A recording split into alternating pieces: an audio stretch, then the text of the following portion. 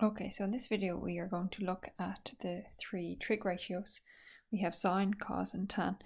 So we can use these when we have a right angle triangle. Again, the hypotenuse is always opposite the 90 degrees. The ratios are in your log tables, no need to memorize them. And then opposite and adjacent will depend on the angle we're dealing with. So what we'll do here is if we're given, say, a right angle triangle, and they tell us there's 90 degrees, so we know this is the hypotenuse opposite it. And they ask us to find the angle here, A, and then they tell us we have the angle B, and my sides are 3, maybe 4, and 6. And if we were asked to find sine of A,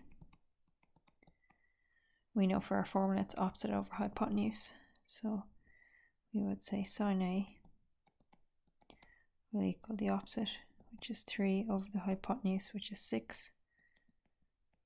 A is going to equal sine inverse 3 over 6 will tally up to half, and then into your calculator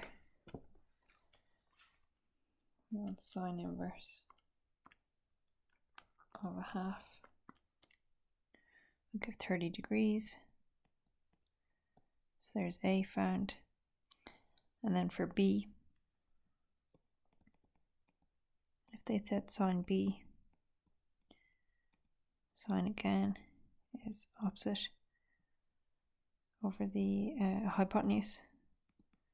So for B, the opposite is 4, the hypotenuse is 6, so B will be sine inverse of 4 over 6, which tallies up to 2/3. Into your calculator,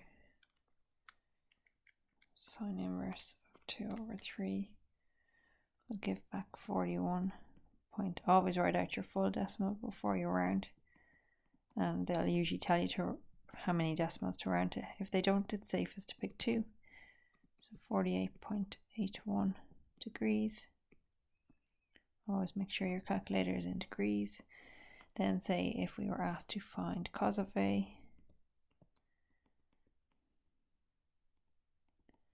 so for cos it's adjacent over hypotenuse, so the adjacent here is 4, hypotenuse is 6, so A will be cos inverse 4 over 6 tallies up to 2 over 3.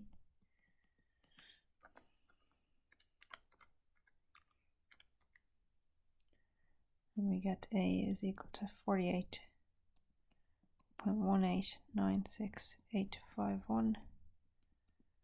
So A is 48.19 degrees. And then we'll say they asked us to find tan B. So we'd have tan B.